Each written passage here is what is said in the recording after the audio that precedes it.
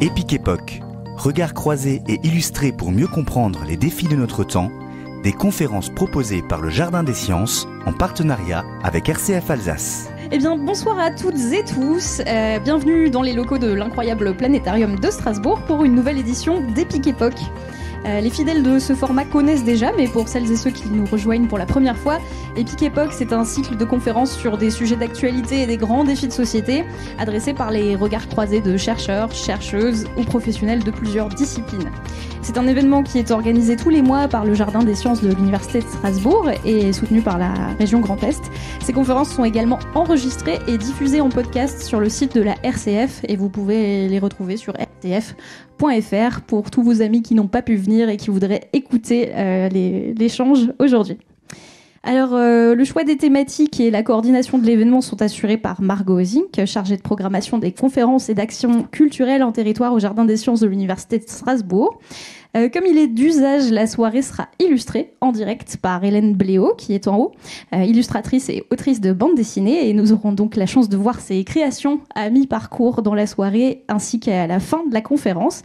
En coulisses, on remercie aussi tous les personnels du planétarium qui assurent l'accueil des publics et la régie technique de la soirée. Je pense que vous pouvez bien les applaudir.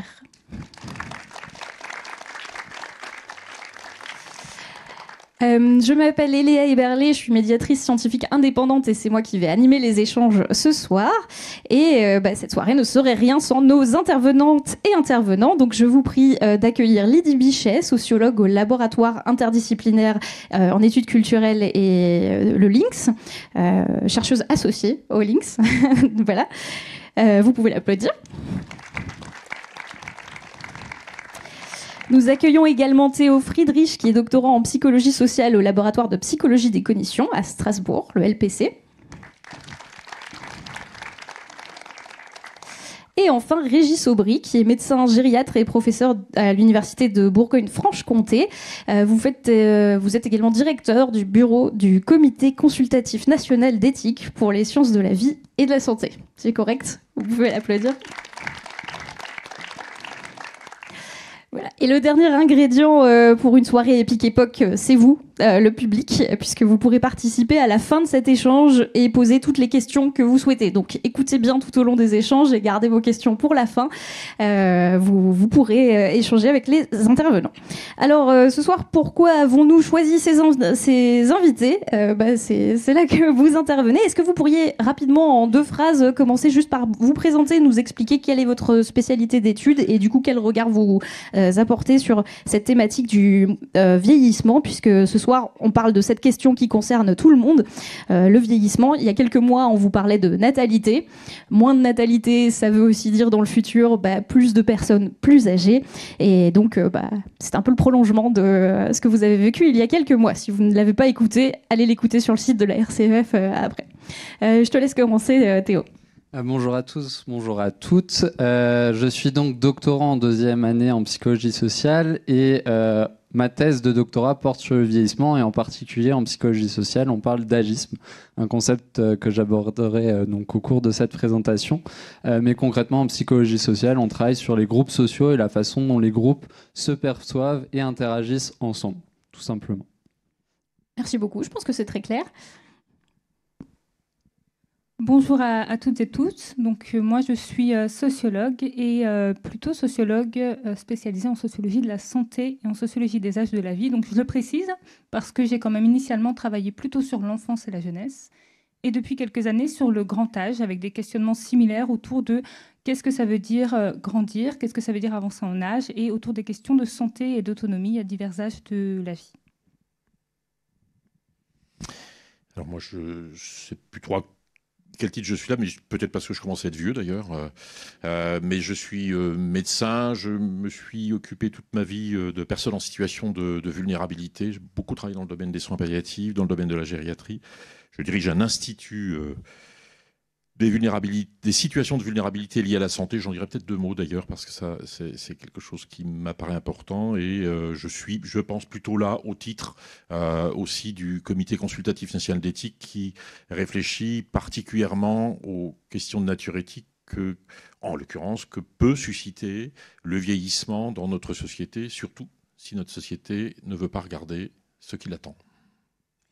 Très bien, donc vous avez compris, ce soir on a un gros programme, on va parler de plein d'aspects du vieillissement et du coup je propose qu'on commence tout de suite par parler du vieillissement sous son prisme social. En quoi le vieillissement c'est une construction sociale ou une classe sociale dont on peut parler, et du coup je vais te laisser la parole. Oui, alors on s'accorde avec Lydie sur le fait que le vieillissement c'est une construction sociale, puisque tout d'abord on a des marqueurs physiologiques qui nous indiquent directement qu'une personne est âgée. Comme vous le voyez ici, ces 3 facteurs physiologiques nous indiquent directement qu'une personne est âgée lorsqu'elle est ridée, lorsqu'elle a des cheveux blancs et lorsqu'elle a des difficultés à se déplacer, et qu'elle se déplace notamment avec une canne. Alors il faut savoir que ces marqueurs physiologiques, ils sont totalement arbitraires, parce que je pense qu'on est d'accord pour dire qu'une personne de 20 ou 30 ans peut déjà avoir des cheveux blancs, peut aussi avoir des difficultés à se déplacer, et pourtant on ne va pas la considérer comme une personne âgée. Donc ces marqueurs qui sont physiologiques, qui sont physiologiques et qui sont arbitraires, font écho à la perception que l'on a du vieillissement, et cette perception du vieillissement, elle varie selon les présupposés qu'on a de la vieillesse, que ce soit sur le plan culturel. Entre les cultures, on ne va pas s'accorder sur la même chose en termes de vieillissement. Au sein même d'un individu, entre nous, on ne va pas donner la même notion d'une personne âgée, on ne va pas donner le même âge à une personne âgée. Et donc finalement, être vieux, c'est quelque chose de très subjectif, très arbitraire, qui est propre à chacun. Et donc aujourd'hui je ne vais pas pouvoir vous donner un âge précis à partir duquel on commence à être âgé, puisqu'à nouveau chacun d'entre vous va définir une personne âgée différemment. Néanmoins, on peut s'appuyer sur certaines études, notamment une étude européenne qui est réalisée sur une vingtaine de pays avec plus de 50 000 répondants européens, qui va questionner ces questions de vieillissement, et notamment en interrogeant les participants sur 2 questions primordial: à partir de quand on commence à vieillir et à partir de quand s'arrête la jeunesse finalement. Et ces participants doivent se positionner donc en donnant un chiffre à ces 2 questions, et on peut le voir déjà sur ce premier graphique que entre les pays, que ce soit au Portugal par exemple, on arrête d'être jeune à 34 ans et on commence à vieillir à 66 ans. Ce qui n'est pas du tout le cas de la France, comme vous le voyez, où on arrête d'être jeune à 41 ans et on commence à vieillir à 64 ans. À nouveau, ce sont des moyennes. Donc c'est la moyenne des réponses de plus de milliers de répondants français notamment, qui dit donc qu'un jeune, c'est une personne de moins de 41 ans. À nouveau, on n'est pas forcément tous d'accord ici pour dire qu'un jeune, c'est moins de 41 ans, mais en tout cas, c'est sur cette base-là que moi, je vais concevoir mes expériences. Je vais donc catégoriser mes participants qui ont moins de 41 ans comme étant des jeunes, et des participants qui ont plus de 64 ans comme étant des personnes âgées, sur la base donc de la représentation du vieillissement en France. C'est intéressant comme graphique. Je vois qu'en Grèce, on commence à être vieux à 69 ans. Donc, si on ne veut pas se faire traiter de vieux, il vaut mieux déménager en Grèce, c'est ça ? Exactement. Après, c'est aussi donc très dépendant du système de retraite qu'on a selon les pays.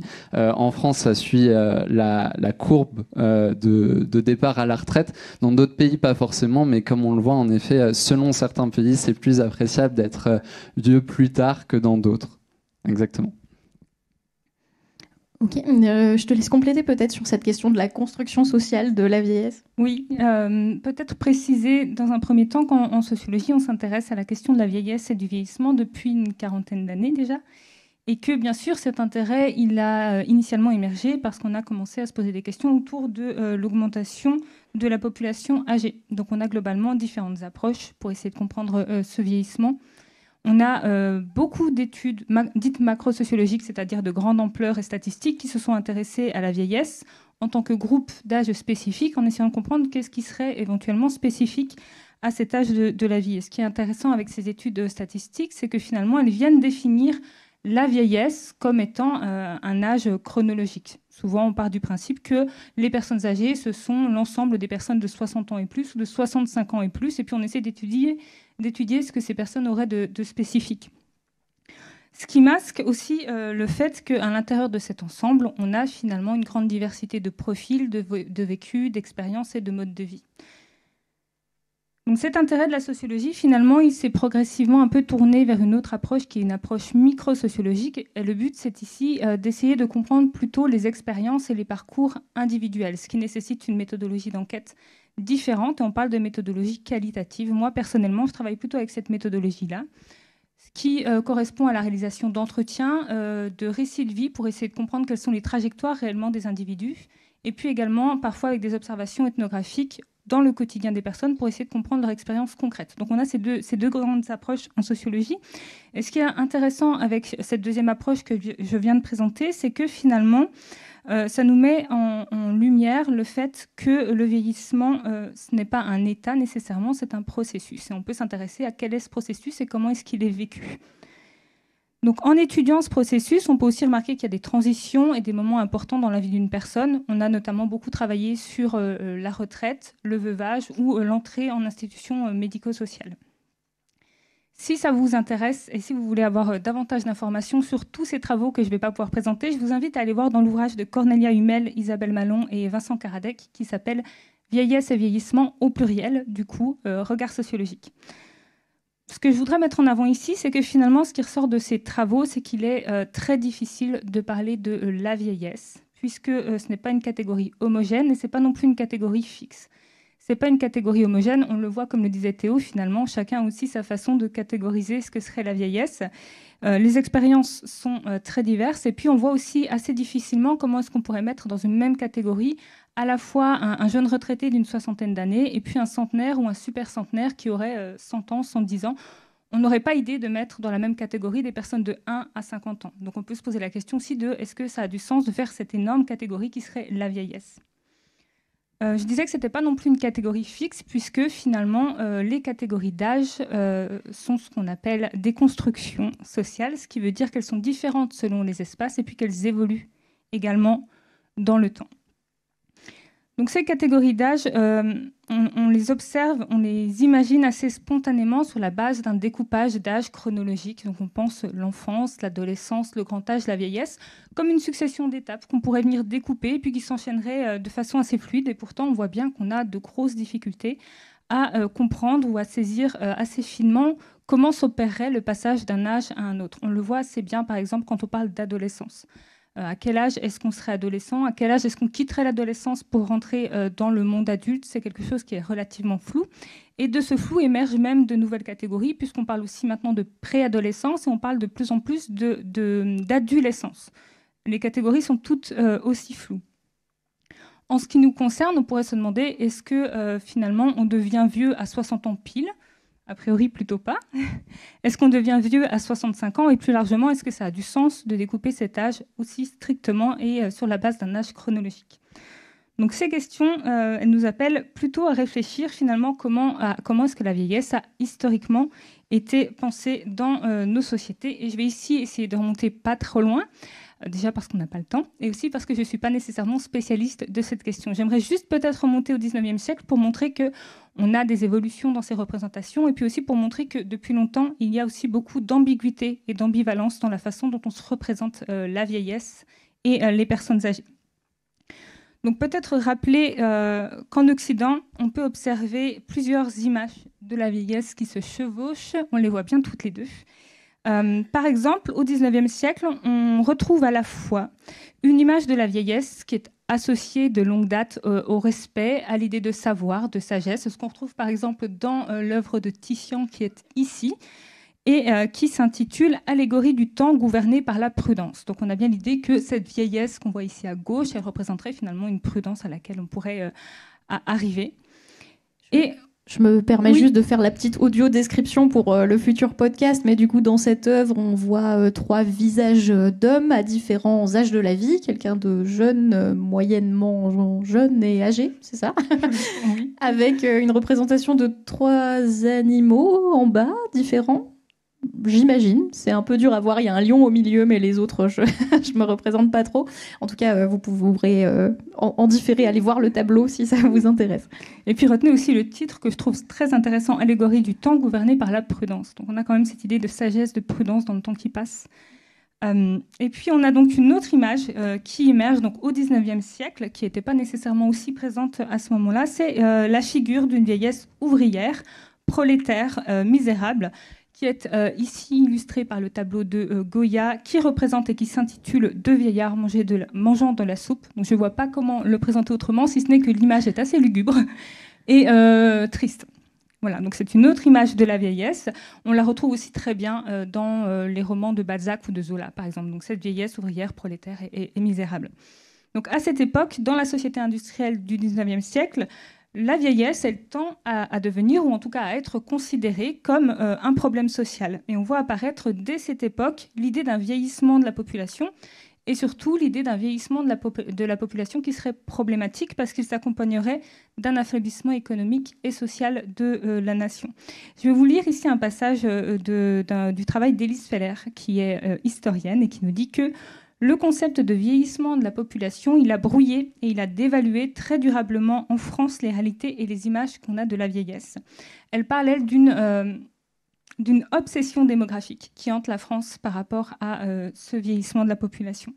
Ce qui n'est pas sans rappeler en réalité les discours actuels qui s'inquiètent du nombre grandissant de personnes âgées. Et là, je voudrais juste rappeler qu'on en parlait déjà dès le XIXe siècle et qu'on s'en inquiétait déjà.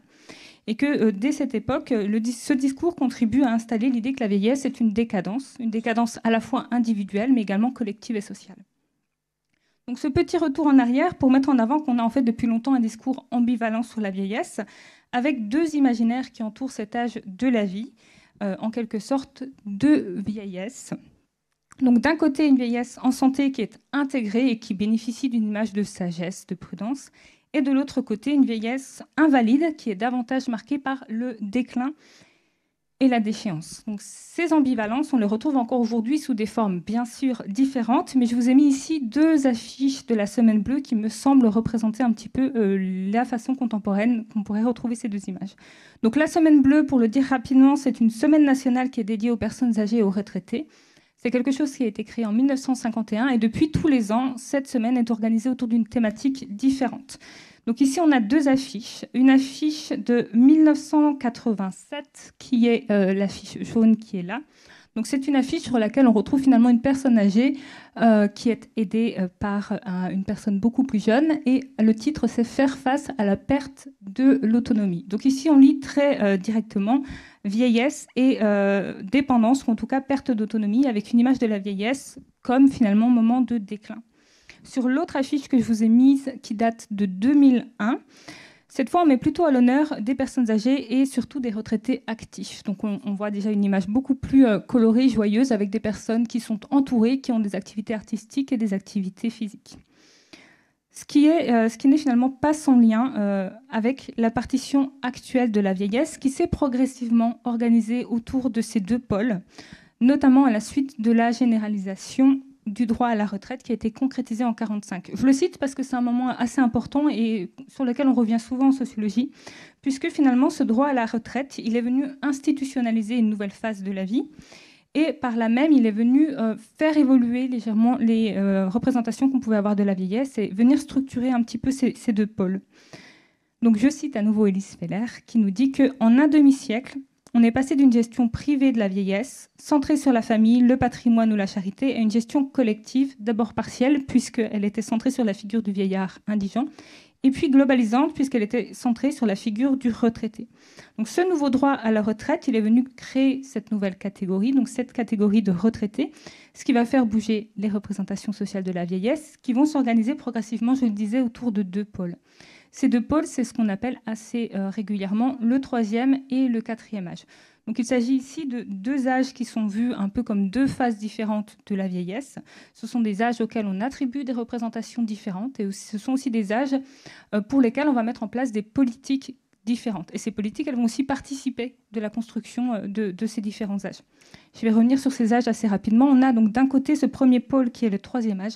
C'est ce qu'on retrouve finalement derrière la figure du jeune retraité actif qui profite de la vie, avec une retraite qui est promue comme étant le temps des loisirs, le temps de l'accomplissement de soi, le temps de la consommation. Cette catégorie du troisième âge, elle a d'ailleurs très largement émergé en lien avec le développement des clubs, des universités, des voyages pour le troisième âge et également en lien avec une politique des modes de vie qui a été menée à partir des années 60. Ce qu'on observe par contre avec cette catégorie du troisième âge actif ou des retraités, c'est que en mettant en avant cette catégorie, il y a toute une partie de la population vieillissante qui disparaît un petit peu. Ce sont finalement toutes ces personnes vieillissantes qui vont mal, qui ne peuvent pas nécessairement effectuer toutes ces activités. Et ça rejoint davantage ce que je disais, donc le deuxième pôle, ce qu'on appelle le quatrième âge. Donc cette fois, le quatrième âge, on en parle plutôt pour parler d'une autre catégorie qui a émergé. Donc ce sont les personnes âgées dépendantes, soit les 60 ans et plus, mais les 60 ans et plus qui ont des difficultés et des incapacités importantes pour effectuer les activités quotidiennes.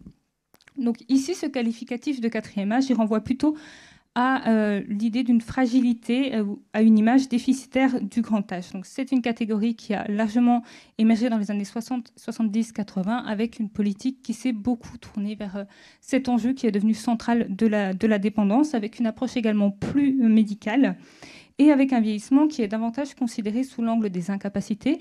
On va essayer d'évaluer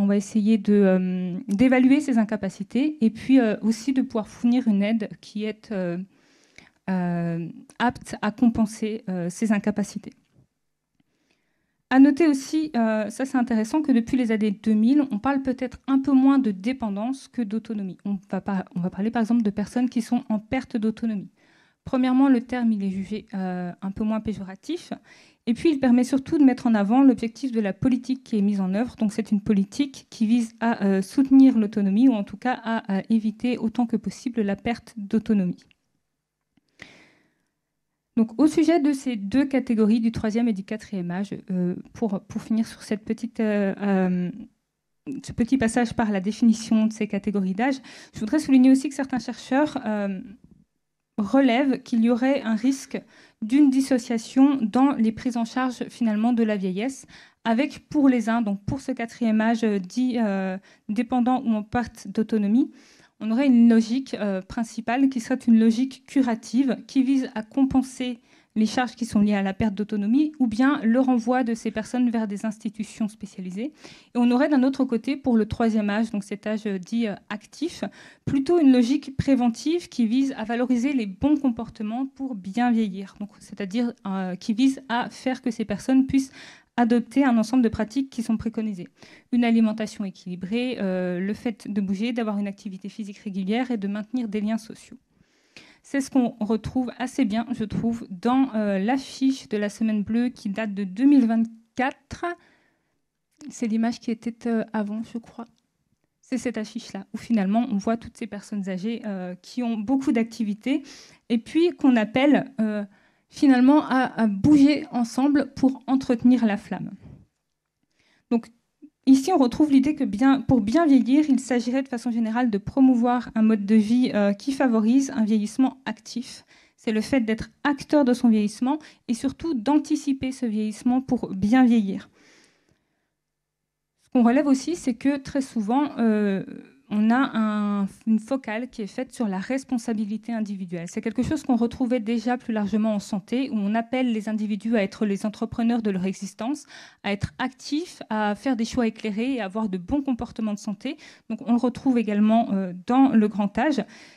Donc, on considère l'individu comme étant le faiseur de son histoire personnelle, et puis dans le cas présent, on considère les individus comme étant les faiseurs de leur vieillissement, d'un vieillissement qu'il s'agit d'anticiper et qu'il s'agit de réussir. Donc certes, il y a un côté très positif à tout ça, c'est qu'on dépasse en partie une vision pessimiste, un peu fataliste de la vieillesse, avec l'idée qu'on peut agir sur son vieillissement. Mais il y a aussi quelques limites dans tout ça, et j'aimerais les mettre en discussion. Une première limite que je vois ici, c'est que finalement, pour réussir son vieillissement, il s'agirait avant tout de le ralentir ou de le repousser. Donc on garde une image assez négative de la grande vieillesse, qui serait finalement devenue la vraie vieillesse et qui continuerait de fonctionner comme un repoussoir.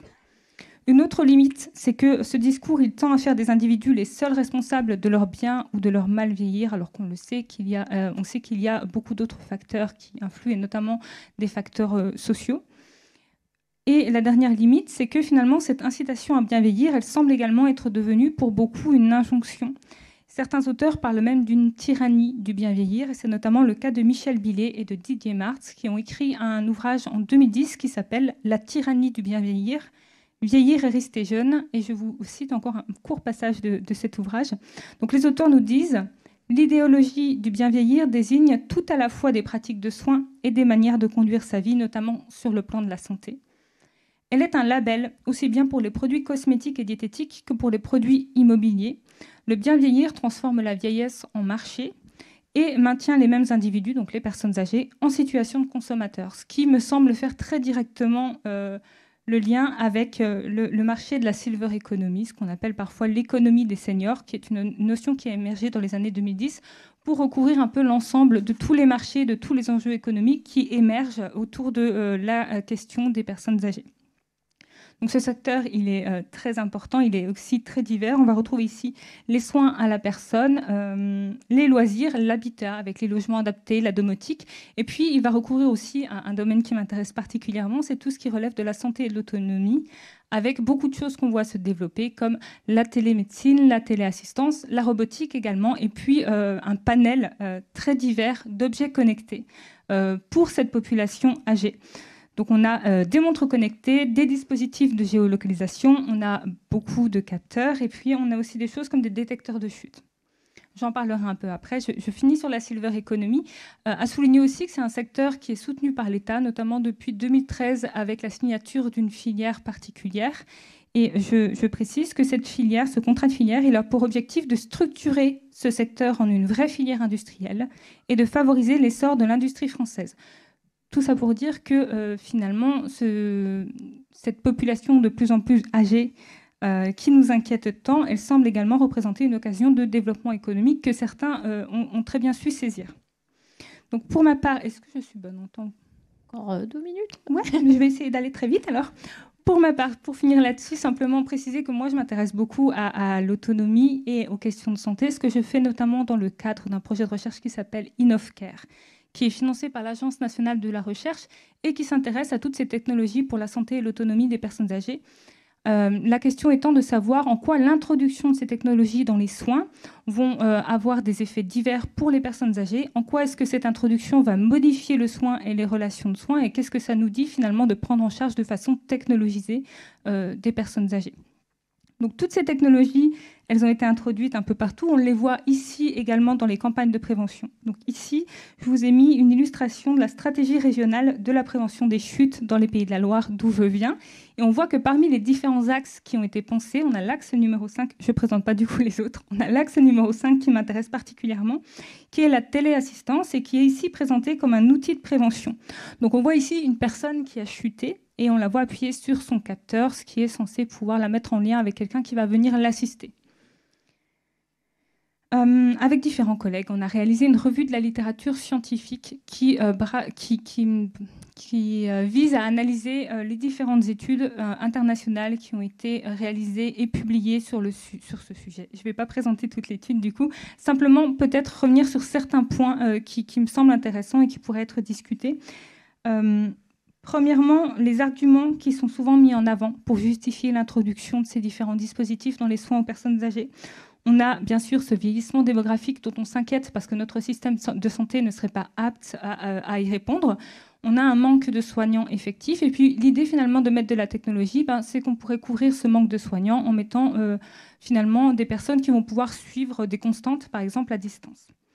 Un deuxième argument qui revient très souvent, c'est la logique de désinstitutionnalisation des soins avec deux phénomènes qui se contredisent. Finalement, ce sont des personnes âgées qui veulent rester à domicile le plus longtemps possible, ce qui s'entend. Et puis, d'un autre côté, des aidants, et notamment des aidantes, qui sont de moins en moins disponibles pour suivre et accompagner ces personnes âgées. Donc ici encore, la technologie, elle est promue comme étant la solution. Si on introduit de la téléassistance ou des capteurs de chute, finalement, ça rassurera les familles et en même temps, elles pourront prendre soin de leurs parents à distance. Et ça limitera éventuellement des visites très régulières au domicile du parent. Et puis ces technologies, elles sont aussi présentées comme un moyen de gagner en autonomie pour les personnes âgées. Je vous prends ici un exemple assez concret, c'est par exemple le fait d'introduire des toilettes automatiques. C'est quelque chose qui est promu comme très bien la personne âgée va pouvoir faire elle-même, par et pour elle-même. Et puis finalement, elle gagnera aussi en dignité, puisqu'on va retirer le professionnel ou on va retirer les dents, et puis la personne pourra gagner en dignité et puis en intimité, pardon. Donc on voit ici finalement qu'on a une certaine image de la vieillesse, qu'on retrouve dans cette évolution de la prise en charge et en soin de ces personnes âgées. Finalement, la bonne personne âgée, ce serait une personne âgée qui minimise sa dépendance aux autres en augmentant sa dépendance à la technologie, ce qui est également un marché économique qui se développe. Je reviendrai dessus si ça vous intéresse, mais là, je vais peut-être couper. Simplement dire que ces évolutions, elles mettent en avant finalement...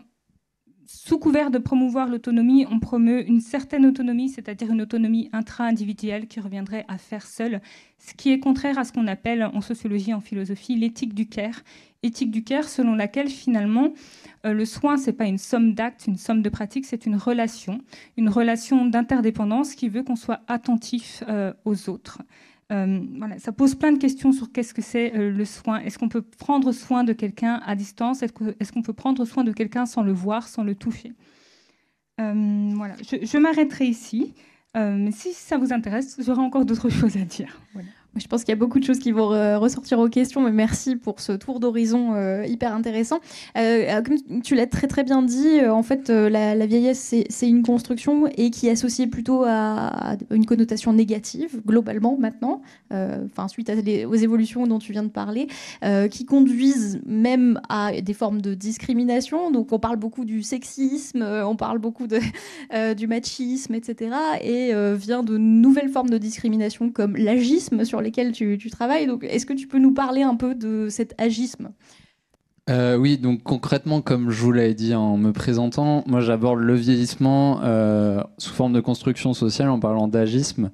Je ne sais pas si beaucoup d'entre vous sont familiers avec ce terme, mais une fois que je vous l'aurai expliqué, je pense que ça vous fera sens sur beaucoup de plans dans votre vie, notamment puisque l'agisme, ça renvoie à trois composants. Le premier, ce sont des stéréotypes, c'est-à-dire des croyances, des connaissances particulièrement négatives qu'on a sur les personnes âgées, comme le fait qu'elles soient lentes, qu'elles soient malentendantes, qu'elles soient égoïstes, qu'elles soient grabataires, qu'elles soient dépendantes, qu'elles soient vulnérables, mais aussi qu'elles soient aimantes, dans le cas des personnes âgées grands-parents, qu'elles soient à l'écoute, toujours dans le cas des grands-parents, etc.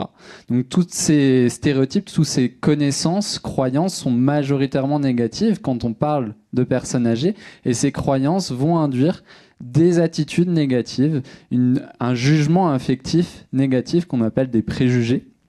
Et ces préjugés vont conduire à ces comportements discriminatoires particulièrement délétères pour les personnes âgées.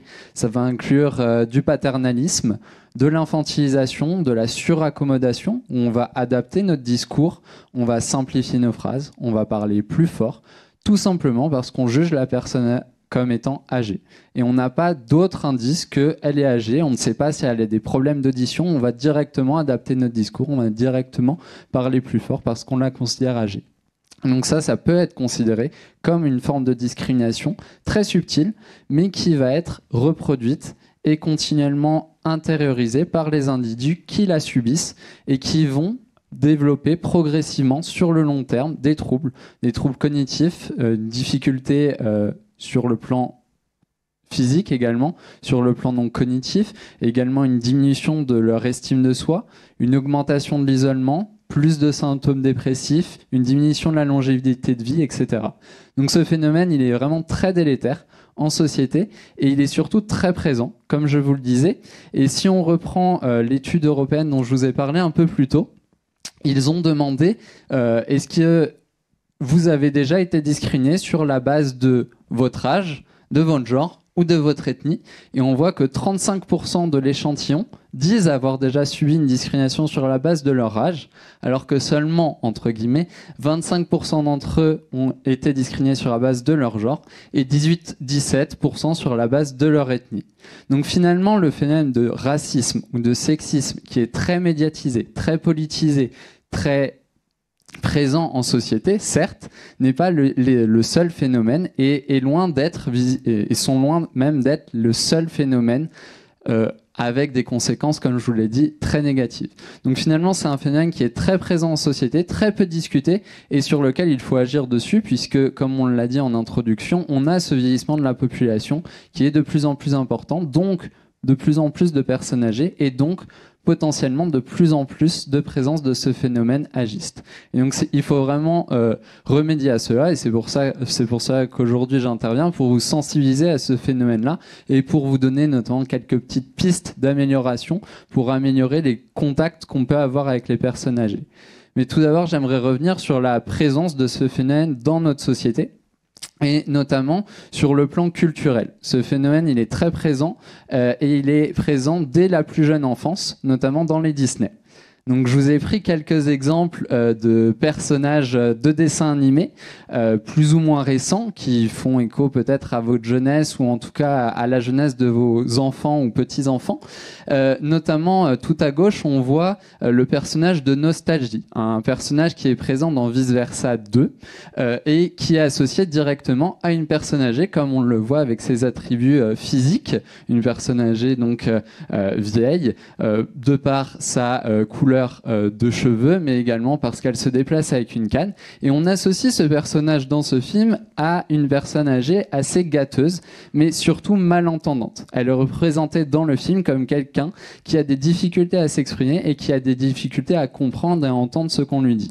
Donc à nouveau, ça va être une notion qu'on va associer à la vieillesse, au vieillissement, comme le fait que la personne âgée est malentendante, elle est dépendante. Et c'est quelque chose qu'on va directement associer en tant que jeune enfant à cette catégorie d'âge-là et qui va être reproduite tout au long de notre existence. Et donc forcément, lorsque nous-mêmes, on va être catégorisé comme personne âgée, puisque, comme Lydie l'a dit, ce sont des catégories qui sont fluides et qui ne sont pas fixes. On va tous passer par ces catégories d'âge-là. Une fois qu'on va atteindre cette catégorie d'âge-là, on va nous-mêmes nous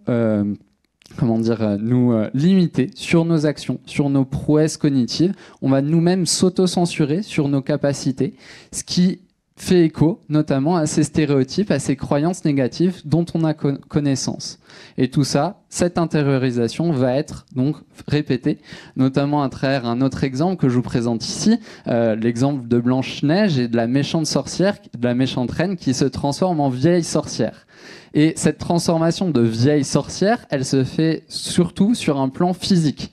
On associe la personne âgée à quelque chose quelque chose qui n'est pas du tout attractif, avec des pustules, avec une représentation physique vraiment très négative. On associe de nouveau cette vieillesse à quelque chose qui n'est pas du tout positif, ce qui fait écho de nouveau à toute cette commercialisation qu'on a sur le bien vieillir, sur les produits cosmétiques, sur la chirurgie esthétique, tout ça pour ne pas ressembler à une personne âgée, alors qu'au final, à nouveau, on est tous finalement un jour une personne âgée. Donc il faut déjà prendre conscience qu'un jour nous aussi on va être dans cette catégorie-là et que c'est pas forcément négatif d'être dans cette catégorie-là parce qu'on est encore capable de faire beaucoup de choses, comme Régis vous le dira mieux que moi par la suite. Dernier exemple en ce qui concerne les Disney, celui de Rudy dans Cusco. Une personne qui est littéralement l'archétype de la personne âgée, comme étant dépendante. Elle est dans une maison avec d'autres personnes âgées, une maison de retraite, et cette personne, elle est chassée directement par l'empereur parce qu'on la considère comme peu importante en société, comme n'apportant rien en société. Et à nouveau, ça, c'est une notion très importante qui fait écho à la société d'aujourd'hui. On associe une personne âgée à un fardeau, à quelque chose qui est coûteux et qui n'est pas productif, puisqu'aujourd'hui, la société met en avant cette efficience, cette efficacité sur le plan notamment jeune. Et c'est à ce niveau-là que des différences entre jeunes et personnes âgées vont se traduire et des conflits intergénérationnels vont naître sur cette base-là, notamment sur ces stéréotypes qui vont être entretenus tout au long de notre vie. Et là, c'est un exemple, j'aurais pu vous en prendre plein d'autres, mais j'espère que ça commence à vous faire comprendre que finalement, cette discrimination, elle est présente de façon très subtile et surtout très banalisée. Et ça a été notamment le cas lors de la Covid-19, un autre exemple d'actualité cette fois-ci, où on a homogénéisé toutes les personnes de plus de 60 ans comme étant personnes âgées, malades et vulnérables, dépendantes. Sans même s'intéresser un tant soit peu à l'individu en tant que tel. On a classifié, catégorisé tous les individus comme étant des personnes dépendantes, malades, qu'il faut aider, qu'il faut protéger. Et à nouveau, ce type de comportement peut être considéré comme un comportement discriminatoire pour les personnes qui l'ont subi, puisque ça a augmenté l'isolement des personnes âgées, ça a réduit les communications avec elles, puisqu'il y a une fracture du numérique qui se fait avec cette génération et les autres générations. Et ça a conduit à une intensification des comportements agistes où on a à nouveau encore plus médiatisé le fait que la personne âgée, elle est malade, elle est dépendante et c'est un fardeau, un poids pour la société. Dans les discours politiques, on a même émis l'idée que c'est une catégorie qui était responsable d'une surprésence d'un manque de lits dans les hôpitaux, puisqu'on devait gérer le problème âgé. Et finalement, c'est quelque chose qui a été à nouveau banalisé en société. Donc, tout ça, c'est pas très positif, c'est pas très joli.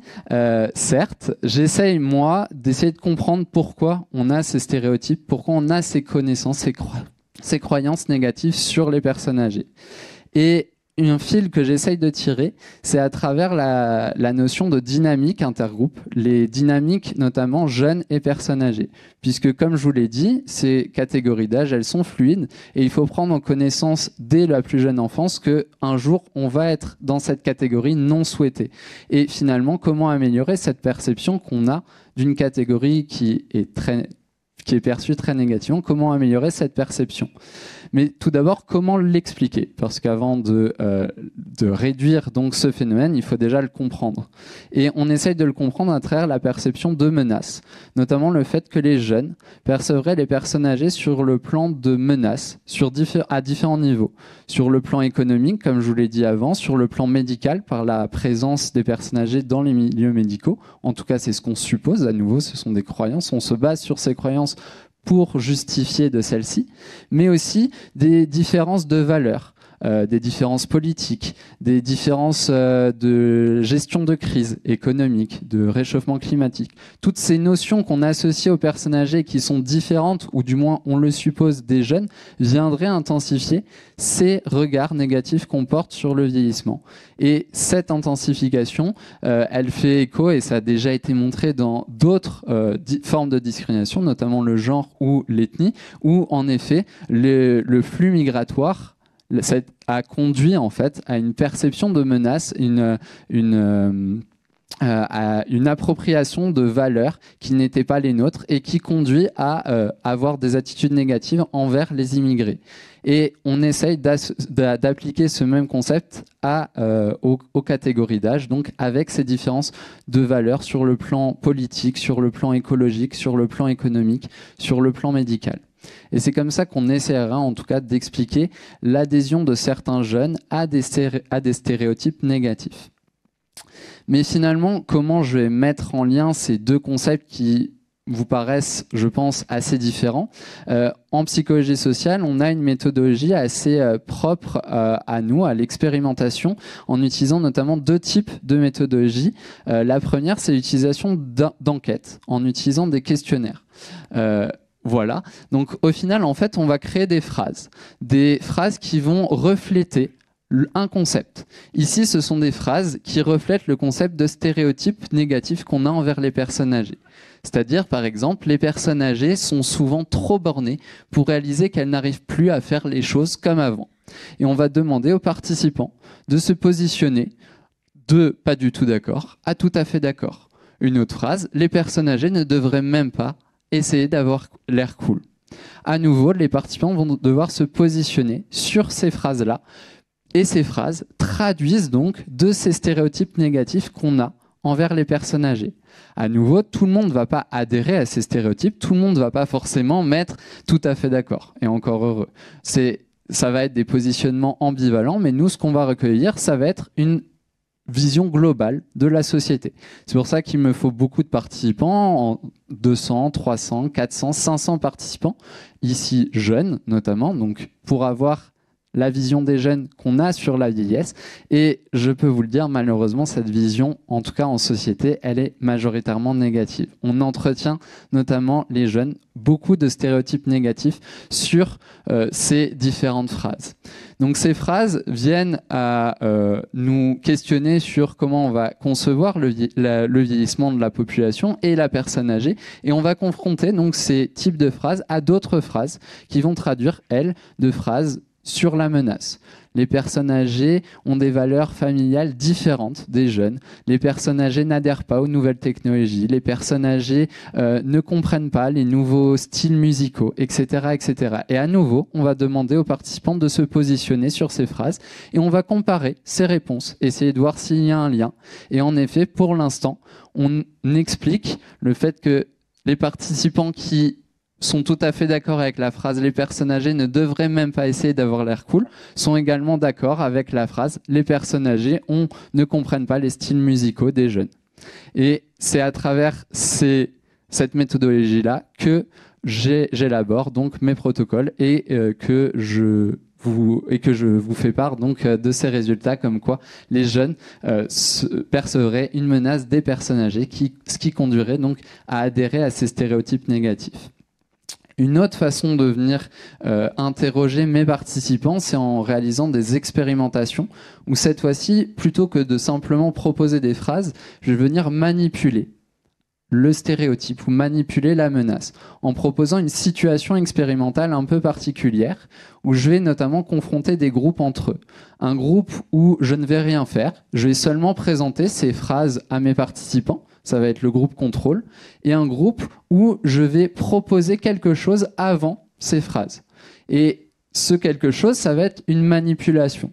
Je vais présenter notamment, par exemple, un petit texte qui va décrire une personne, Pierre, de 70 ans, qu'on va donc catégoriser comme une personne âgée, puisqu'elle a 70 ans. Je vais renforcer cette description avec le fait que Pierre a des problèmes pour se déplacer, qu'elle entend mal, etc., pour bien centrer sur le fait que Pierre est catégorisé comme une personne âgée. Et je vais rajouter que Pierre a des idées très précises sur la façon de gérer le climat, qu'il faudrait retourner aux énergies fossiles, que le nucléaire c'est très important, que les nouvelles formes d'écologie ne sont pas du tout enviables et au lieu d'améliorer les choses, font que ralentir le progrès technologique et économique, etc. Je vais vraiment axer cette menace et je vais voir si avant de présenter ces phrases, donc en présentant le texte, ça va venir modifier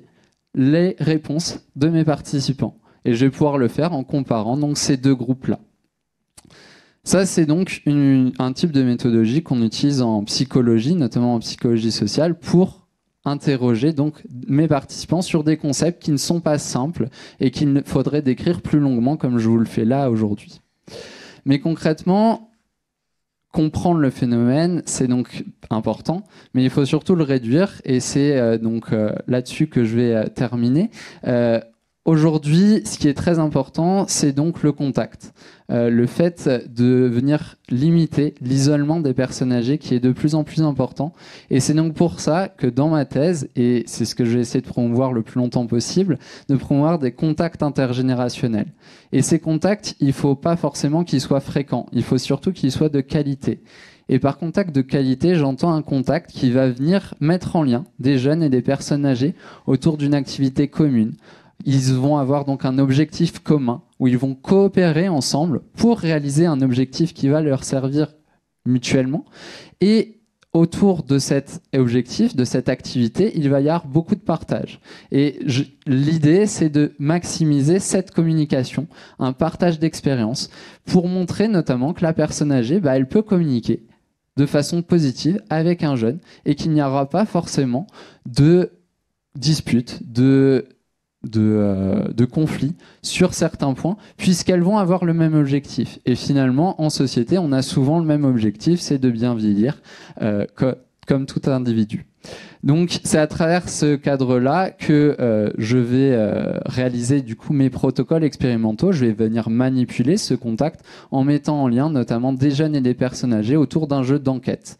Et le but, ça va être de réussir ensemble à résoudre l'enquête. Et autour de ça, il va forcément falloir communiquer sur les réponses à cette enquête. Et je vais donc confronter cette situation à d'autres situations expérimentales qui ne vont pas mettre le même focus sur le contact. Et c'est ce qu'essayent notamment de faire différentes associations, comme Silver Geek, qui est une association qui vise à limiter la fracture numérique que subissent les personnes âgées en mettant en lien des personnes jeunes et des personnes âgées autour du numérique, où en fait les jeunes et les personnes âgées vont jouer ensemble aux jeux vidéo, vont réaliser ensemble des recherches internet, vont réaliser des petits projets, des genres d'exposés, vont réaliser ensemble des visioconférences, et c'est à ce titre-là que le contact va se faire autour du numérique. Donc à travers cet outil-là, on va pouvoir créer des contacts intergénérationnels positifs, on va pouvoir se rendre compte que les personnes âgées sont capables finalement de s'approprier les nouvelles technologies, d'être dans l'air du temps entre guillemets, et finalement elles y arrivent très bien. Une autre association, les Petits Frères des Pauvres, qui est une association qui est très présente en France et qui vise notamment à lutter contre cet isolement des personnes âgées qui, comme je vous l'ai dit, est très important. Plus de 30% des personnes âgées sont considérées comme isolées socialement, et c'est donc un phénomène qu'il faut réduire, notamment en intensifiant le contact intergénérationnel pour aider la génération, mais également pour aussi apprendre d'elle. Et enfin, une société, cette fois-ci, moins une association, Cohabilis, qui met en lien des individus pour partager des milieux de vie, notamment sous un esprit de colocation. Et c'est une société, une association qui est beaucoup prisée par les personnes âgées, qui se retrouvent seules dans leur maison et qui nécessitent donc un peu de vie et qui vont donc chercher un colocataire, jeune notamment en études, pour rythmer leur vie et pour avoir aussi une autre rentrée d'argent pour que la maison vive. Et c'est à ce titre-là que le contact intergénérationnel va se faire, et généralement, il va donc être positif. Voilà. Merci beaucoup pour ce tour d'horizon. Donc actuellement, la recherche supporte plutôt les bénéfices des contacts maintenus intergénérationnels entre des jeunes et des personnes plus âgées. C'est plutôt ça qui est préconisé. Alors, exactement, mais à nouveau, il faut que ce contact, il y ait différentes conditions d'établissement de ce contact, comme je vous l'ai dit, qu'il y ait une activité commune, qu'il y ait un partage d'expérience, que le contact soit positif, parce que comme je vous l'ai dit, un contact fréquent, en fait, ça ne suffit pas. Je pense que Régis va être d'accord avec moi, mais dans le milieu hospitalier, dans les EHPAD, il y a beaucoup de maltraitance des personnes âgées, et pourtant, les aides-soignants sont constamment en contact avec les personnes âgées, mais elles n'ont pas le temps de s'en occuper, et finalement, le contact, il est un peu absent. Bien qu'il soit présent, il y a un peu de discussion, mais il ne suffit pas puisqu'il n'y a pas vraiment d'échange, de partage. Et c'est surtout là-dessus qu'il faut axer la communication entre les générations pour améliorer cette vision qu'on a malheureusement négative de la société sur le plan du vieillissement. Merci beaucoup. Alors, comme on a un peu dépassé le temps, ce que je vous propose, c'est de ne pas regarder les dessins tout de suite, mais de garder le suspense jusqu'à la fin, comme ça on aura bien le temps pour les questions, et de faire directement la transition sur la question du vieillissement du point de vue biologique, parce que derrière cette construction sociale, il y a aussi une réalité biologique. Et du coup, Régis, est-ce que tu peux nous parler un peu de qu'est-ce que c'est que le vieillissement de ton point de vue de médecin gériatre ? Alors, c'est dangereux de regarder le vieillissement à travers du prisme de la médecine, parce que le risque, c'est un autre travers, c'est la médicalisation du vieillissement. Le vieillissement, c'est un processus physiologique. Enfin, c'est pas une bonne nouvelle, mais on vieillit tous. Enfin, il y a quelques personnes qui essaient, là en ce moment, je lisais depuis il y a quelques mois un milliardaire américain qui se fait transfuser du sang de ses enfants pour essayer de rester jeune. C'est drôle, cette difficulté qu'on a à accepter finalement notre propre finitude, parce que c'est quand même cela. Donc c'est un processus physiologique qui commence très tôt et qui en plus est très inégal, très inégalitaire et très inégal. Chez une même personne, on va avoir des signes de vieillissement, des cheveux blancs qui peuvent apparaître très jeunes. On a des gens qui vont avoir un vieillissement sensoriel qui apparaît assez rapidement, l'hypoacousie, la presbyacousie. On a des gens qui vont présenter des signes de vieillissement de certains organes beaucoup plus vite que d'autres. L'insuffisance cardiaque, par exemple, chez certaines personnes, est un signe de vieillissement des organes. Donc, ça n'est pas une pathologie de vieillissement. La gériatrie, puisque en tant que médecin, je m'occupe en tant que gériatre de personnes âgées qui sont atteintes de maladies liées ou aggravées par l'âge, c'est donc un sous-ensemble de la question du vieillissement. Ce n'est pas la même chose que la gérontologie, où on va s'occuper des aspects liés au vieillissement, et la gériatrie, c'est la question des maladies. Et de ce point de vue-là, je voudrais attirer votre attention sur une réalité qui m'apparaît quand même importante à comprendre. Parce qu'elle peut apparaître ambigu. Le vieillissement, c'est une conséquence du progrès, en quelque sorte. Vous faisiez un rapide rappel historique, mais l'augmentation de l'espérance de vie, elle a été presque asymptotique au 19e, puis surtout au 20e siècle. Hein. Elle est corrélative à l'amélioration des conditions de vie, aux améliorations sociales, à l'apparition d'une médecine qui guérit. On a gagné des années, mais c'est incroyable si on regarde. On était vieux à 40 ans au début du 19e siècle. Donc, on voit bien qu'il y a là quelque chose qui est lié au progrès. Le progrès génère la possibilité de bien vieillir. J'aime pas ce mot-là. Mais de vieillir sans avoir trop de difficultés, sans trop de maladies, sans trop de perte de son indépendance fonctionnelle, sans trop d'altération de ses capacités décisionnelles. Mais plus la santé s'améliore, plus la médecine progresse, qui permet de guérir dont on mourait jeune avant, maladie infectieuse par exemple, plus elle amène les gens à des âges avancés. C'est ce qu'on appelle la longévité. On est de plus en plus nombreux à atteindre des âges avancés. On ne vit pas plus longtemps, ou guère plus longtemps. Il y a un point de butée, semble-t-il. Hein, on finit par mourir. Hein. Jeanne Calment est quand même, vous vous rappelez, hein, la doyenne de l'humanité, 122 ans, je crois. Hein, 23, oui. 23. On n'a pas fait mieux. Enfin, ou, je ne sais pas si on peut dire mieux, d'ailleurs. On va guère plus loin. Il y a des transhumanistes qui commencent à dire qu'on pourrait essayer de lutter contre cela. Je n'y crois guère, entre guillemets. En revanche, on n'a jamais eu autant de personnes aussi âgées.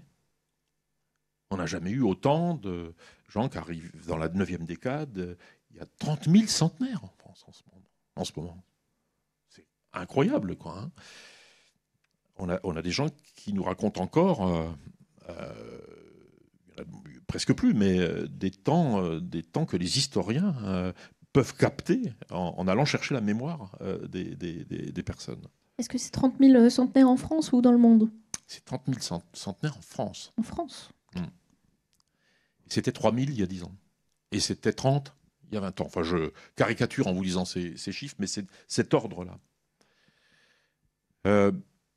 C'est des chiffres qui sont issus des travaux de l'INED, l'Institut national des études démographiques en particulier. Mais ce que je veux dire, surtout, c'est que plus nos sociétés progressent ou avancent, plus la médecine corrélativement progresse, plus elle génère des situations de vieillissement, mais aussi de vieillissement complexe. Et donc des personnes en situation de vulnérabilité liée à leur âge. Des personnes qui vont pouvoir vivre alors qu'elles n'auraient pas pu. Elles vont pouvoir vivre avec non pas une, mais souvent plusieurs maladies synchrones. Ça, c'est un nouveau paradigme pour la médecine. La médecine est chamboulée par le vieillissement. La médecine, elle a été progressivement construite en pensant pathologie par pathologie, dans une visée de la guérison. Et elle produit de la guérison, mais elle produit aussi de la vie avec la maladie. Et ça, c'est un impensé du progrès, littéralement. C'est une forme d'angle mort du progrès qui a été tellement peu pensé qu'il n'est pas accompagné. Il vaut mieux pas mal vieillir, je mets le mot mal entre guillemets, hein, bien entendu. Hein. Il vaut mieux pas être polypathologique, présentant une altération de son indépendance fonctionnelle, voire des troubles cognitifs. Tout ceci mêlé nous blacklist littéralement. Tout ceci mêlé dans une société qui, elle, vous disiez tout à l'heure, valorise quand même plutôt la jeunesse, l'absence de maladie, la performance, voire la rentabilité. On est dans une société de la performance et de la rentabilité. Et on fabrique des personnes en situation... Ça dépasse même la question du vieillissement, ce que je suis en train de dire, puisque cette vulnérabilité, elle peut commencer très tôt dans la vie. Certains grands prématurés, qui ne sont pas morts parce que la réanimation les maintient en vie, vont avoir une vie en situation de vulnérabilité. Certaines personnes très jeunes, vous vous rappelez de l'affaire Vincent Lambert, par exemple. Vincent Lambert, très jeune, hémorragie, traumatisme crânien, il vit pendant 7 ans, en situation de dépendance totale, absolue. pas rentrer dans les détails, mais ça pose des questions de nature éthique majeure. Est-ce que c'est une vie? Quelle est la vie quand on ne peut plus y trouver un sens, etc. Enfin, questions auxquelles je ne sais pas répondre, mais qui doivent être posées. On voit donc que la médecine fabrique du vieillissement complexe et que ni la société, ni le système de santé n'ont été pensés pour accompagner ce qu'ils contribuent à générer. Il y a donc, de mon point de vue, une forme de responsabilité sociale, un devoir et du système de santé à accompagner des situations qu'il contribue à engendrer et de notre société à développer des nouvelles formes de solidarité. Je m'explique. Sur le plan de la médecine et de son devoir d'accompagnement, si elle ne se modifie pas, la médecine, elle va accroître ce que vous décriviez, l'agisme, qui est déjà extrêmement présent dans le milieu de la santé en particulier.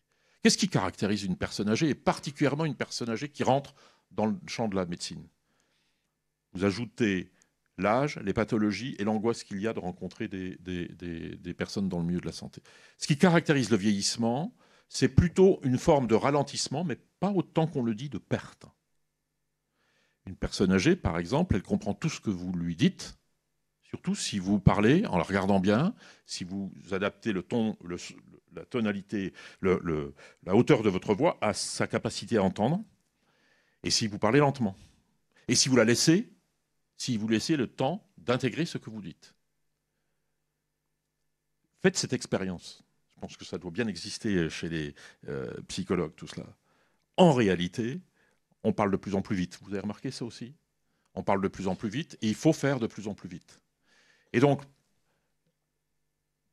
on va de plus en plus vite pour expliquer quelque chose qui est de plus en plus difficile à comprendre à des personnes qui ont besoin de plus de temps et qui finalement, avant qu'elles n'aient compris, et encore bien plus avant qu'elles n'aient pu donner leur accord, je parle du consentement libre et éclairé des personnes, qu'elles peuvent donner si on y prend le temps, avant qu'elles n'aient pu donner leur accord, on a déjà décidé pour elles. C'est une forme de maltraitance, me semble-t-il, qui est institutionnelle. Il ne s'agit pas de dire, de chercher des coupables, mais c'est une société, un système de santé qui a oublié l'objet de son propre travail, me semble-t-il. Je prends un autre exemple. Le modèle, on en discutait avant notre réunion, le modèle des EHPAD, des établissements d'hébergement pour personnes âgées dépendantes. Dans des travaux que j'ai pu coordonner dans le passé, on montrait que dans les EHPAD, les résidents, puisqu'on les appelle des résidents, les personnes qui sont dans des EHPAD, à 80% d'entre eux sont des personnes qui ont souhaité explicitement ne jamais aller dans des EHPAD et qui s'y retrouvent. Elles s'y retrouvent pour des raisons, pour des bonnes raisons, je ne sais pas si elles sont bonnes, mais pour des raisons en général de prévention et de risque. De prévention, de risque de chute ou de risque de fugue, etc. Pour des raisons de sécurité, et sans qu'on en ait conscience, on génère, c'est dans une visée du bien, pour des raisons de sécurité, on engendre une privation de liberté. Il y a quelque chose qui ne va pas dans un système qui prive les gens d'une forme de leur autonomie, me semble-t-il. Donc il y a là quelque chose à prendre en compte, me semble-t-il, et je termine juste sur ce point-là pour dire que les temps, quand les temps ne se croisent plus, quand les temps des professionnels de santé, par exemple, ne croisent plus les temps des personnes âgées ou des personnes âgées malades, là, on entre très vite dans quelque chose qui s'appelle la maltraitance, me semble-t-il. Mais vous voyez, ça renvoie à la nécessité de repenser et notre société et notre système de santé. Système de santé dont la crise qui est actuelle, je pense que ce n'est pas un scoop de dire que les systèmes de santé sont en crise. Ce n'est pas simplement en France. Les systèmes de santé dans les pays qui ont eu des systèmes de santé développés sont en crise. C'est une crise du sens. Qu'est-ce que soigner veut dire quand on ne prend plus le temps de l'écoute, quand on ne prend plus le temps de la réflexion, quand on ne prend plus le temps du respect? C'est à ce point une source de souffrance chez les professionnels que des professionnels, pour ne pas être maltraitants, quittent le système de santé. Donc je le dis comme ça, les réponses ne sont pas simples à apporter. Elles ne sont pas simples. Il trouve que je travaille avec le Haut Conseil en santé publique à faire des propositions aux décideurs, aux ministres. C'est pas simple parce que, par exemple, anecdote, ça fait 8 ministres de la santé qu'on voit en 2 ans.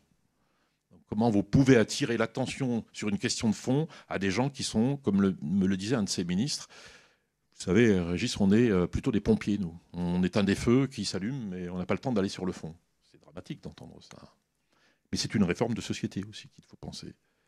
Une société qui oublierait, je réagis à la notion d'agisme, une société qui oublierait que son avenir n'existe que parce qu'elle fait société, et elle fait société parce qu'elle a su développer des formes de solidarité. Une société qui oublie ça et qui développe une forme d'exclusion ou d'ostracisation des personnes est une société qui court à sa perte, me semble-t-il. Il s'agit donc, pour moi, de repenser des nouvelles organisations, et des travaux que vous décrivez dans le sens, aussi bien d'ailleurs, de mon point de vue, tout le travail sur le numérique. Bien sûr, il y a une fracture numérique entre en particulier les personnes très âgées. Mais si on considère que le numérique ou que l'intelligence artificielle sont en eux-mêmes une fin et non pas juste un moyen, on a tort. On est là sur des outils qui peuvent être utiles si on les considère comme des outils. S'ils peuvent d'ailleurs, dans le domaine de la santé, moi j'attends de l'intelligence artificielle, de la domotique, de la robotique et du numérique, qu'ils viennent libérer le temps des professionnels de santé pour qu'ils se consacrent à la relation. Mais j'ai l'impression qu'on est un peu dans un discours très utopique, en quelque sorte. C'est un changement profond de nos sociétés qu'il faut prévoir. Juste pour terminer, vous faites partie d'un comité d'éthique où vous vous interrogez beaucoup sur ces questions du vieillissement et de l'accompagnement des personnes très âgées, du coup, surtout. Quelles sont les questions, là, actuellement, qui sont les plus prégnantes dans les comités d'éthique que vous voyez passer très succinctement, parce qu'il nous reste 2 minutes.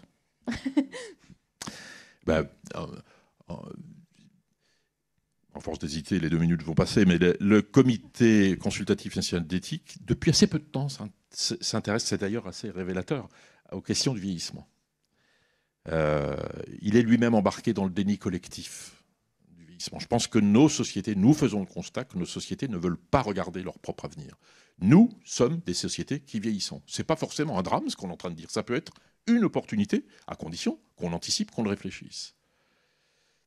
Ce qui nous intéresse, nous, c'est de se dire qu'est-ce que serait une société, parce que le corollaire, mais j'ai compris que vous aviez eu une soirée sur ce sujet-là, corrélativement à la question du vieillissement, se pose la question de la baisse de la natalité. Le solde de ces deux évolutions est, à mon avis, un risque majeur d'apoptose de nos sociétés. Comment une société peut vivre si il n'y a plus que des personnes âgées ? Apoptose, pour ceux qui n'ont pas le terme, c'est la disparition ou la ouais. dégradation de la société, voilà. C'est ça. Voilà. Nos sociétés, peut-on imaginer, je rebondis sur ce que évoquait Théo, peut-on imaginer une société où on séparerait vieux et jeunes ? Peut-on imaginer une société où il y aurait beaucoup plus de vieux que de jeunes ? Je ne veux pas me lancer dans le débat sur les retraites, par exemple, ou sur l'économie, ou sur les modèles économiques sur lesquels reposent nos sociétés contemporaines. Il ne s'agit pas de faire de la politique politicienne en vous disant cela. C'est que la course à la croissance et la course aux enjeux économiques libéraux vont devoir être redéfinis au plan mondial, au plan international, compte tenu du vieillissement qui, lui aussi, n'est pas que français. Il y a des pays que vous connaissez, hein. La Corée du Sud, par exemple, est en train de vivre un vieillissement incroyable. J'étais en Chine il y a quelque temps au sujet de la question du vieillissement. Les Chinois, très pragmatiques, ont dit, puisqu'on n'arrive pas à renouveler les jeunes et qu'on a un pays qui vieillit, nous, on ouvre très grand les portes de l'immigration. On fait venir plein de jeunes. Je vous dis juste cela par rapport à certains niveaux de réflexion qu'on peut avoir dans notre pays en ce moment qui montrent qu'on est vraiment dans le déni de cette réalité, me semble-t-il. Toutes ces questions sont des questions de nature éthique, puisque du coup, elles engagent un fondement éthique. Comment maintenir le fondement de notre société, qui sont les solidarités et le respect des individualités. C'est, à mon avis, ça qui est le plus important à penser, mais il y a un travail énorme, me semble-t-il. Il va en falloir des doctorants. Et heureusement, la recherche continue à ce sujet. Alors, vos différents éclairages ont soulevé, je pense, plein de questions dans le public. Donc là, c'est le moment où vous allez devoir travailler dans le public. En attendant que quelqu'un se motive pour lever la main et poser sa question, j'en ai juste une rapidement. On parle beaucoup dans les médias, comme tu disais tout à l'heure, de racisme, de sexisme, et il y a beaucoup de lois qui sont faites avec ça. Est-ce qu'il y a des occurrences de reconnaissance légale de l'agisme et des choses qui sont faites dans ce sens-là? Alors ça, j'en ai un peu parlé avec une doctorante en droit justement qui travaille sur ces questions aussi. Alors il y a des lois qui nous disent qu'il ne faut pas discriminer des gens sur la base de leur âge, mais contrairement au sexisme ou au racisme, elles ne sont pas mises en avant dans les entreprises notamment. Elles sont complètement mises à l'écart, comme la plupart des lois. Au final, il y en a beaucoup et qu'on connaît très peu. Donc au final, ça existe, mais à nouveau, il n'y a aucune promotion de cette politique anti-agiste. C'est bien dommage parce que à nouveau, dans le milieu du travail, il y a énormément aussi de discrimination, et là pas que des personnes âgées mais aussi des jeunes. Les jeunes peuvent aussi subir l'agisme avec des discours du type vous êtes trop jeune pour comprendre, ou vous venez d'arriver donc vous pouvez pas avoir de bonnes idées, etc. Et à nouveau, on voit beaucoup de personnes de plus de 50 ans qui sont considérées comme âgées au travail, qui ne retrouvent plus de travail sur tout simplement la base de leur âge. Donc il y a aussi beaucoup de phénomènes de discrimination à l'embauche sur la base de leur âge. Et à nouveau, il y a des lois qui sont faites, mais qui ne sont absolument pas mises en avant parce que les individus n'en ont tout simplement pas connaissance. Alors, quand on parle de féminisme et de racisme, pareil, souvent on renvoie les gens vers des associations ou des collectifs militants qui peuvent se saisir de ces questions et défendre leurs droits. Est-ce qu'il y a un équivalent pour la vieillesse? Là, comme ça, il n'y en a pas qui me viennent à l'esprit. Il y a les associations qui promeuvent les contacts intergénérationnels. À ma connaissance, en tout cas, après, je suis assez naïf sur ces questions-là, il n'y a pas d'association qui milite vraiment pour ces questions sur le vieillissement, parce que, à nouveau, finalement, militer sur ces questions-là, c'est déjà en avoir conscience. Et comme je pense qu'on l'a assez bien résumé, on en a très peu conscience et on n'a pas envie d'en avoir conscience, tout simplement. Peut-être un appel du pied pour que tout le monde se saisisse de ces questions. Il y a une question juste ici. Non, je sais pas. Ah, d'accord, là. Très bien. La première ici et la deuxième ici, si ça vous va, et la troisième ici. Bonsoir. Je vais rebondir directement sur ce que vous venez de dire, Théo. Votre sujet de recherche se concentre donc sur les personnes âgées, mais c'est vrai qu'il y a aussi des discriminations sur les jeunes qui ont beaucoup de stéréotypes. Les jeunes sont fainéants, il y a plein de choses qui reviennent. À quel point la discrimination est au désavantage des personnes âgées par rapport aux jeunes? Comment vous pouvez remettre ça dans son contexte? Alors, moi, je vous ai simplifié la chose en vous présentant l'agisme, mais en effet, l'agisme, c'est une discrimination sur la base de l'âge, et pas forcément envers les personnes âgées. Donc, en fait, on peut tous subir de l'agisme, et des études montrent notamment que les jeunes subissent plus de discrimination agiste que les personnes âgées. Néanmoins, c'est quelque chose encore dans la littérature, dans le milieu de la recherche, qui est peu pris en compte, parce que le problème majeur actuellement, c'est le vieillissement de la population. Et on a pour l'instant beaucoup d'études qui montrent que l'agisme a des impacts très négatifs sur les personnes âgées, puisque ce phénomène a des impacts sur le long terme. Et donc on n'a pas forcément de visibilité encore sur les impacts que ça peut avoir sur les jeunes. Le seul impact qu'on peut voir, c'est l'intériorisation, comme je vous l'ai dit, de ces stéréotypes négatifs qui, plus tard, lorsqu'ils seront âgés, vont s'intensifier et vont conduire ces conséquences désastreuses que je vous ai expliquées plus tôt. Un petit complément. Peut-être, parce que je pense que cette question est très importante, parce que la question n'est pas tant celle de l'agisme que celle de la discrimination et des discriminations. Quel est le fondement des discriminations dans nos sociétés?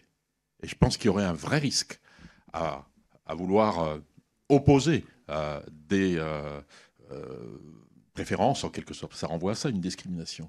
Et je pense qu'il faut travailler sur la notion de discrimination. Quand des groupes de personnes sont capables de discriminer d'autres groupes de personnes, par exemple la Covid a été assez intéressante, intéressante façon de parler, à analyser de ce point de vue-là.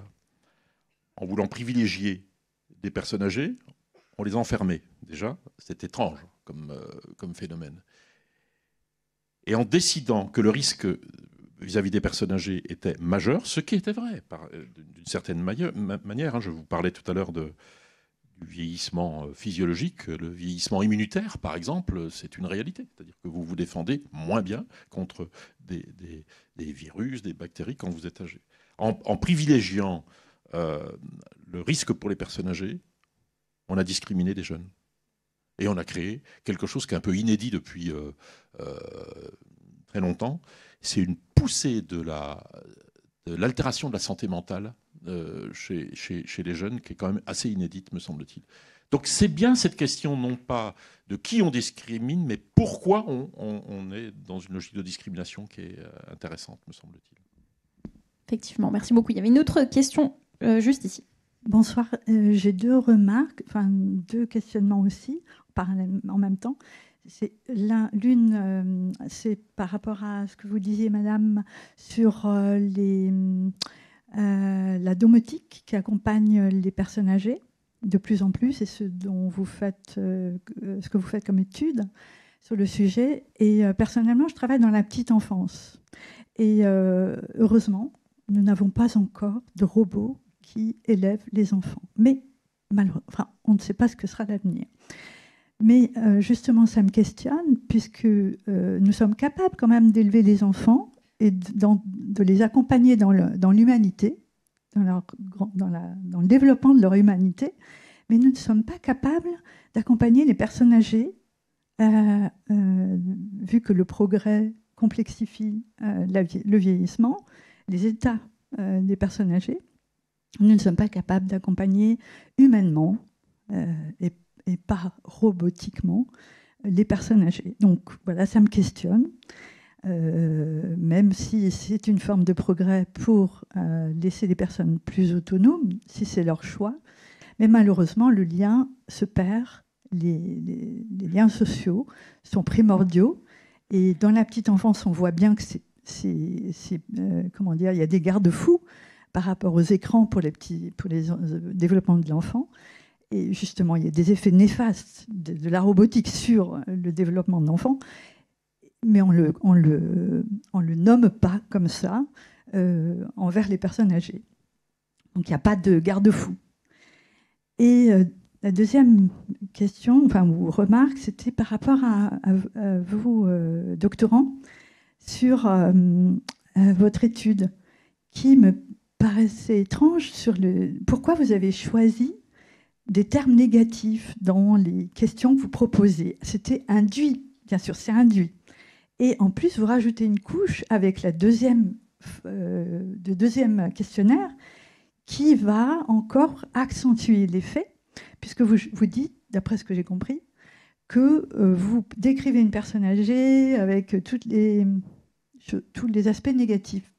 Pourquoi n'avez-vous pas choisi une personne âgée de 75 ans qui fait du sport, qui a investi dans une association, qui travaille pour les jeunes, enfin, je ne sais pas. Pourquoi ? Parce que moi, je suis dans le champ éducatif et ça me questionne. Voilà. Merci. Je te donne le micro pour répondre tout de suite, mais juste pour revenir sur cette question de la domotique ou de la robotique. Alors déjà préciser que la robotique, on ne l'a pas non plus vraiment pour les personnes âgées. On essaye de pousser ça, mais on n'y est pas du tout encore en France. Et puis sinon, sur le fait de pourquoi est-ce qu'on retrouve ces innovations technologiques qui s'introduisent a priori plus facilement dans les soins aux personnes âgées que dans la petite enfance. Alors je dirais qu'il y a potentiellement le regard qu'on porte sur les personnes âgées qui sont davantage des rebuts que des jeunes enfants qu'on est en train de former pour devenir des adultes futurs. Donc peut-être qu'il y a ça, mais je pense aussi plus largement que c'est une évolution qu'on peut observer au-delà du champ de la vieillesse. Peut-être pas dans la toute petite enfance, mais si on pense aux enfants, aux adolescents et au système scolaire, et ben finalement le numérique est aussi en train d'exploser. Donc je pense que ça va se voir bientôt partout dans tous ces systèmes, notamment parce que ça permet de faire des économies. Et je pense qu'on le voit beaucoup actuellement dans le champ du vieillissement parce qu'il y a une grosse manne financière, parce qu'il y a de grosses industries derrière, mais certainement qu'on va le voir très bientôt auprès de populations plus jeunes. Juste très succinctement la réponse, comme ça on a le temps pour une dernière question. Bien sûr.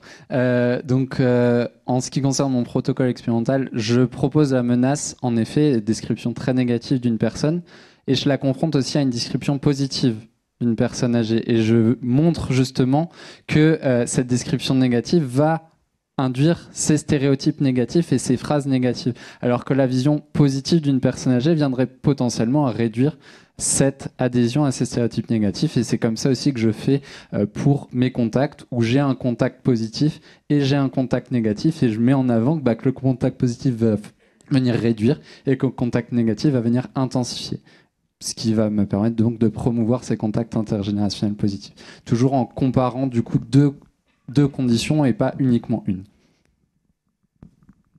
Il y a une dernière question ici. Oui, merci beaucoup. Plutôt que de relancer un débat fort complexe et qui demanderait des heures et beaucoup de travail avec des incertitudes et tout, j'aimerais apporter simplement un élément de sagesse, de réflexion. Pourquoi est-ce qu'on vous parlez abondamment d'agisme? Spontanément, j'ai envie de parler de jeunisme. Et j'ai envie de vous dire qu'on est dans une société qui privilégie la performance, l'argent et le pouvoir. Les modèles, c'est ceux qui gagnent du fric, c'est Elon Musk, c'est Zuckerberg et compagnie. Et on n'est jamais content de ce qu'on a aujourd'hui. Les vieux regrettent leur jeunesse, les jeunes ont peur de l'avenir. Vivons au jour le jour. Le plus beau jour de ma vie, c'est aujourd'hui et maintenant. Je peux agir. Est-ce qu'on ne peut pas favoriser ce contact, cette notion, faire en sorte que les gens se placent dans leur passé où ils ont fait des choses intéressantes dont on parle, on le reconnaît, dans un avenir où la médecine peut apporter des solutions, etc. Mais qu'on soit positif, qu'on arrête d'avoir peur du passé, peur de l'avenir. Non, aujourd'hui et maintenant, soyons responsables et entiers, sachons nous affirmer et défendre nos valeurs. Je le précise, je suis un humaniste et un professionnel de santé, un ancien professionnel de santé. Merci pour ces éléments de sagesse. Je pense qu'on peut essayer d'appliquer ce conseil. Avant de conclure, je vais juste demander à Hélène, du coup, de nous montrer ce qu'elle a fait. Alors, Hélène, est-ce que tu veux commenter ce que tu as retenu de cette session de Epic Époque? Non, d'accord.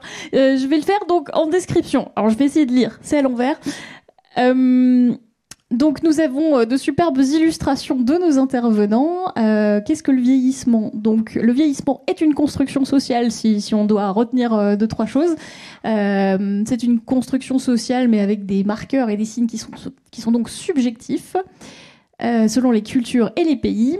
Hélène a retenu que le vieillissement était un processus et pas un état, une évolution dans la représentation de la vieillesse au cours du temps. Comment étudier la vieillesse? On a eu quelques éléments de description sur comment on faisait pour étudier en sociologie le phénomène du vieillissement, qu'il y a 2 types de vieillesse. Ok, on a l'intervention sur l'agisme. Retenir que l'agisme, c'est des stéréotypes et des croyances négatives, un jugement affectif négatif et qui induisent des comportements discriminants, paternalistes ou infantilisants vis-à-vis d'une catégorie d'âge, les personnes âgées. Et les personnes jeunes, ça peut exister, on peut le rappeler. Ok. On a parlé de la silver economy. Je ne sais pas si vous aviez cette notion en tête, cette économie destinée exclusivement aux seniors. L'introduction de la technologie pour accompagner le vieillissement. Et une piste pour mieux accompagner le vieillissement, c'est promouvoir les contacts intergénérationnels positifs. Ok. Et pour l'intervention de Régis, nous avons donc